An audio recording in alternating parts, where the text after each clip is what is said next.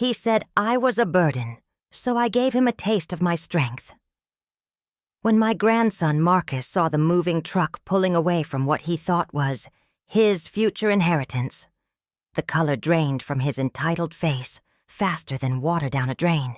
For the first time in his 28 years, he was speechless. He finally learned not to underestimate his out-of-touch grandma. But let me tell you what led to that glorious moment, because, honey, it was a long time coming. Hello, everyone, and welcome back to Granny's Tales. My name is Dorothy.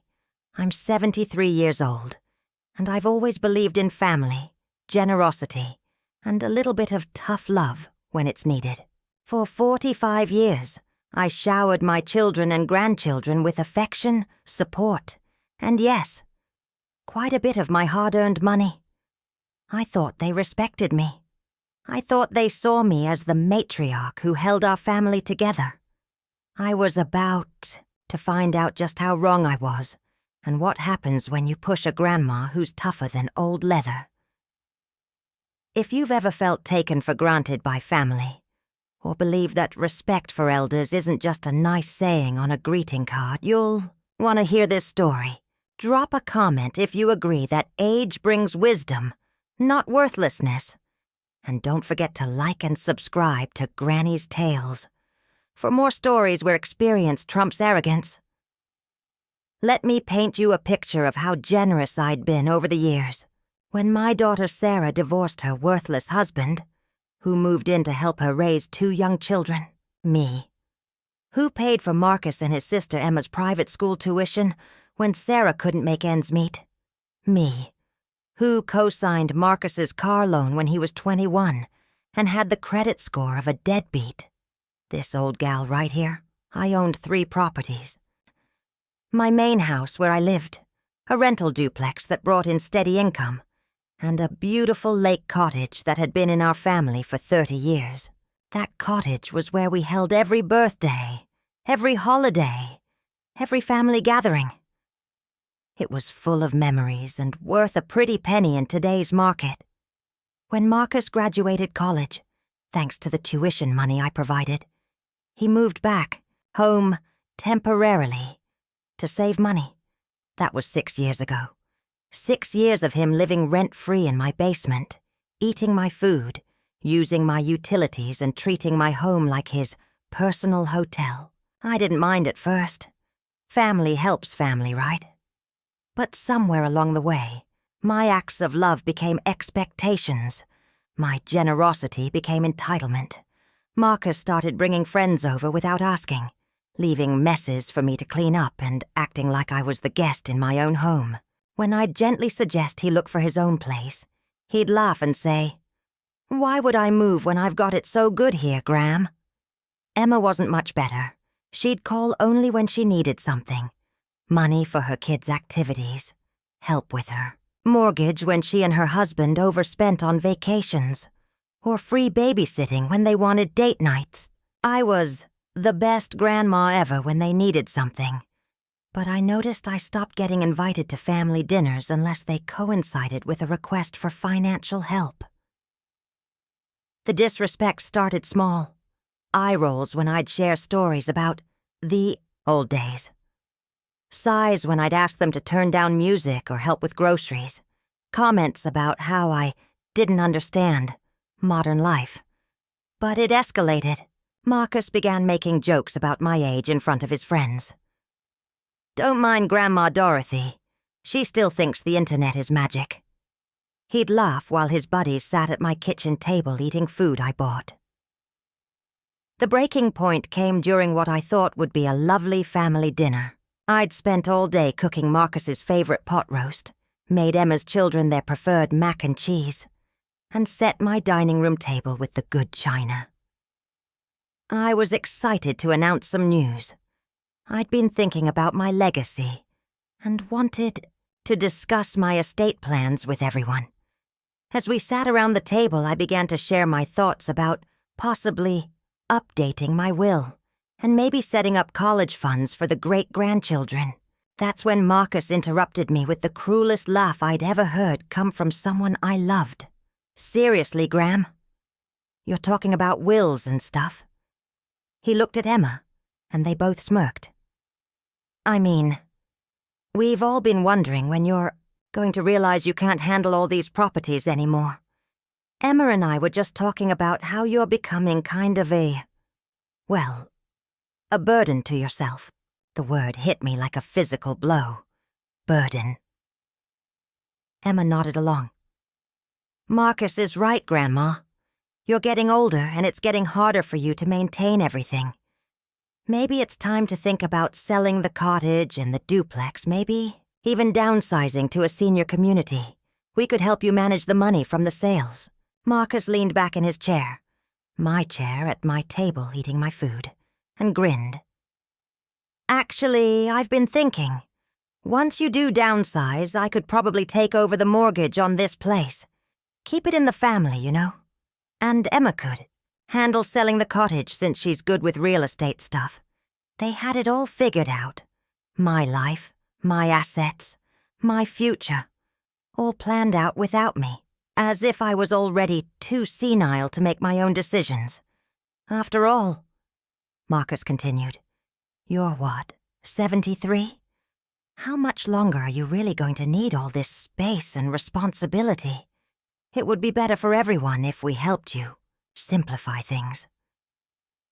I sat there, looking at these two people I'd sacrificed for, supported, and loved unconditionally, and I felt something shift inside me. It wasn't just hurt, though Lord knows that word burden would echo in my mind for days. It was clarity. Cold, sharp clarity. "Burden," I repeated quietly. "Now don't get upset, Graham," Emma said in that patronizing tone you'd use with a child. "We're just looking out for you." I excused myself to the kitchen, ostensibly to get dessert, but really to collect myself. As I stood there, hands shaking, not from age but from rage, I could hear them in the dining room talking about handling Grandma and making sure she doesn't do anything crazy with her money. That night, after they left, without helping with dishes naturally, I sat in my living room and really took stock of my situation. I wasn't a burden. I was a 73-year-old woman who owned 3 properties outright, had a healthy retirement, account, excellent credit, and a mind sharper than the knives in my kitchen. I'd been managing my finances and properties just fine, thank you very much. But my own family saw me as an obstacle to their inheritance. That night, I barely slept. I kept replaying Marcus's words over and over. Burden. The way he said it so, casually, like it was just a fact everyone accepted. I got up around 3 in the morning and made myself a cup of tea, sitting in my kitchen looking out at the garden I'd maintained for 30 years. Was I really becoming a burden? Then I caught myself. No, that's exactly what they wanted me to think. I walked through my house, taking inventory. Every room was clean and organized. Every bill was paid on time. Every repair was handled promptly. The only burden in this house was the entitled young man sleeping in my basement, who hadn't contributed a dime to the household in 6 years. The next morning I called my lawyer, Janet Morrison. Janet had been handling my affairs for 15 years, and she knew me well enough to hear the steel in my voice when I made the appointment. "Janet," I said when I sat across from her mahogany desk, "I need to make some changes, and I need to do them quietly and quickly." I laid out everything that had happened. Janet listened without interruption, her eyebrows rising higher with each detail I shared. When I got to the part about them planning to help me manage the money from selling my properties, Janet actually gasped. "Dorothy," she said finally, "you have every right to be furious, and you have every right to make changes to your estate. What did you have in mind?" Over the next 3 hours, we crafted a plan that would teach Marcus and Emma exactly what this burden was capable of accomplishing. But first, Janet suggested we document everything. "I want you to get a full cognitive assessment," she said. "Just in case they try to claim you're not competent to make these decisions. We'll head them off at the pass." So I did. Dr. Williams, my physician of 20 years, ran every test imaginable. Memory, reasoning, financial comprehension. The works. The results? Cognitive function of someone 20 years younger. Dr. Williams actually chuckled when he handed me the report. "Dorothy, if everyone your age had your mental acuity, I'd be out of business," he said. "Whatever decisions you're making, you're more than capable of making them." Armed with that documentation, Janet and I finalized the plan. First, I would sell the lake cottage. Not to downsize, but to prove a point about who actually owned what. The market was hot, and that cottage would fetch at least $400,000, maybe more. Second, I would give Marcus his 30-day notice to vacate my home. If I was such a burden, surely he'd be happier finding his own place, where he wouldn't have to deal with my limitations. Third, I would revise my will significantly, not out of spite, but to ensure my assets went to people who actually respected me and understood their value. But the real masterpiece of the plan was what I'd do with the cottage sale money. I wasn't going to hide it away or waste it. I was going to use it in a way that would show everyone exactly what this burden could accomplish. Janet helped me research local organizations. I found exactly what I was looking for: a scholarship fund for first-generation college students at the community college, and a local charity that provided home repairs for elderly residents who couldn't afford maintenance. People like me, who just needed a little help maintaining their independence. But I also decided to do something for myself. I'd always wanted to travel. Really travel. My late husband Harold and I had planned to see Europe after he retired, but cancer took him before we could make those dreams reality. Well, this burden was going to book herself a Mediterranean cruise. First class. "Are you sure about this, Dorothy?" Janet asked as we finalized the paperwork. "Janet, I've never been more sure of anything in my life, and if they want to challenge my competency, we have Dr. Williams's report right here. I also made one more call to my accountant, Bob Henderson. I wanted a complete financial review, just to make sure I understood exactly what I was worth and what I could afford to give away." The numbers were even better than I thought. Turns out this burden had been quite good at managing her money over the years. The cottage sold faster than even Janet expected. 3 offers came in the first weekend, and I accepted the highest one, $425 in, all cash, closing in 7 days. The buyers were a young couple expecting their first child, and when they walked through the cottage, I could see the same wonder in their eyes that Harold and I had felt 30 years ago. They'd fill it with laughter and love again. But I wasn't ready to tell Marcus and Emma yet. I wanted all my legal documents in order first. I did, however, start with Marcus's eviction notice. I chose a Tuesday morning when he stumbled into my kitchen around 11 a.m., still in his pajamas, looking for breakfast like a teenager. "What's this?" he asked, squinting at the legal document I'd placed next to the coffee maker. "Your notice to vacate," I said calmly, sipping my coffee and reading the morning paper. "You have 30 days to find new accommodations." He laughed, actually laughed, like it was the funniest joke he'd ever heard. "Very funny, Graham. What's this really about? Are you still mad about dinner the other night? Look, Emma and I were just trying to help you face reality." "I'm not joking, Marcus. You said I was a burden." Burdens don't get to make decisions about who lives in their homes. Since I'm such a burden, I thought you'd be eager to relieve yourself of that weight." The laughter died on his lips faster than a candle in a hurricane. You can't be serious.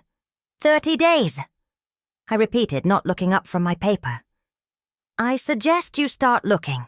The rental market is quite competitive these days." That afternoon, my phone rang. Emma, clearly having gotten an earful from her brother.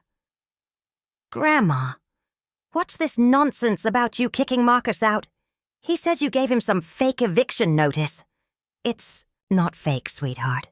Janet Morrison drew it up herself. It's perfectly legal and binding." But why?" "Grandma, we were just trying to help you the other night. Maybe we came on a little strong, but we're genuinely worried about you." "Worried? About me? Or worried about your inheritance?" Dead silence on the other end. "Emma, let me ask you something, and I want you to really think before you answer. When was the last time you called me just to chat? Not to ask for money, not to dump the kids on me for free babysitting.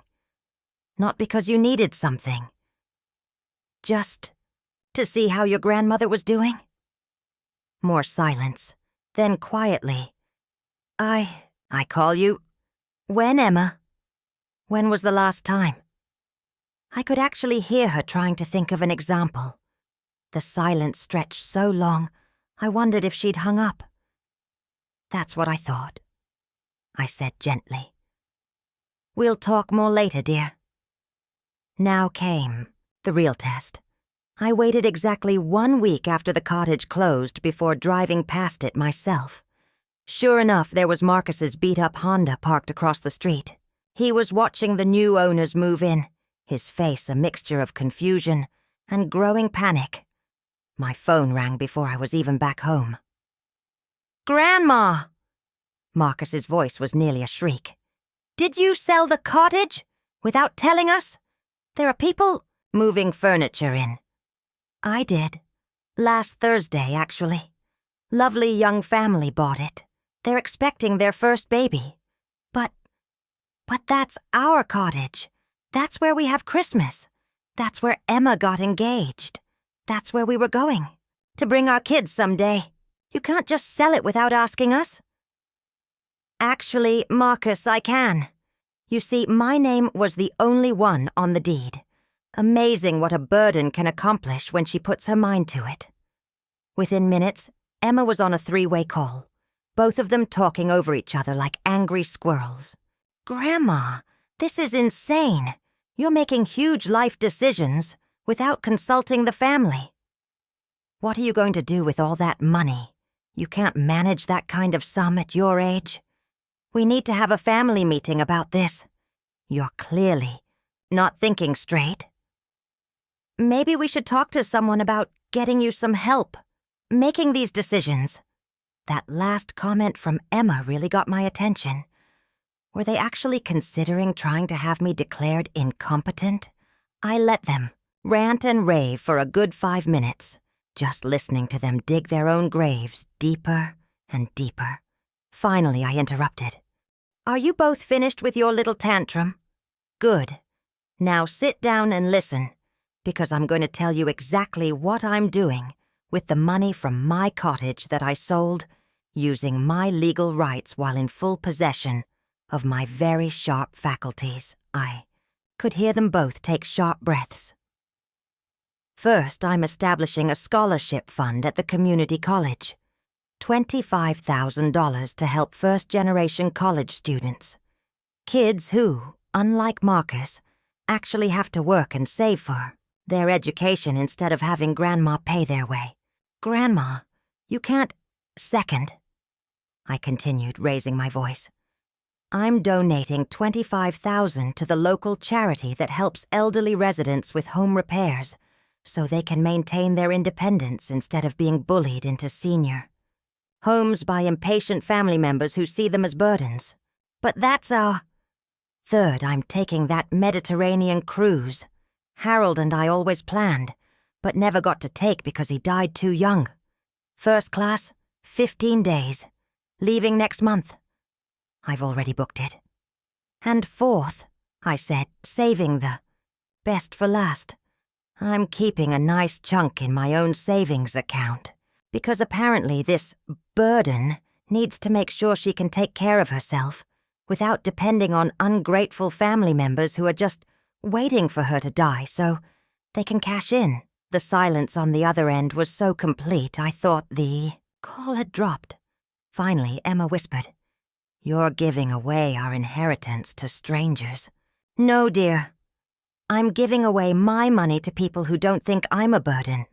People who appreciate what they receive, instead of demanding more." "But what about us?" Marcus's voice cracked. "What about the family?" "What about the family, Marcus? The family that sees me as an obstacle to overcome. The family that sits around my dinner table eating my food and making plans for my assets like I'm already dead. That family?" Marcus moved out 2 days before his deadline. And let me tell you, it wasn't graceful. He hired the cheapest movers he could find, 2 college kids with a pickup truck, and they made 3 trips to get all his stuff out of my basement. The last load included a mini fridge he'd bought for beer and some exercise equipment he'd never used. As they carried it up the stairs, one of the boys asked Marcus, "Why are you moving out of such a nice place?" "I was watering my plants on the front porch," well within earshot. Marcus looked at me, then back at the kid, and said quietly, it was time to go. No anger in his voice, no complaint about his unreasonable grandmother. Just resignation. Maybe that was the first sign he was starting to understand. The house felt different immediately. Peaceful, but also empty, in a way I hadn't expected. For 6 years I'd complained about Marcus's mess, his noise, his presumption. But after 31 years of raising children and 45 years of marriage, the silence was almost overwhelming. Found myself making dinner for 2 out of habit, then remembering I was alone. I caught myself buying his favorite cereal at the grocery store. Old habits die hard, even when you're angry. Emma tried a different approach after Marcus moved out. She showed up the following Sunday with the great-grandchildren and a homemade apology cake. My favorite lemon pound cake, the recipe I'd taught her when she was 12.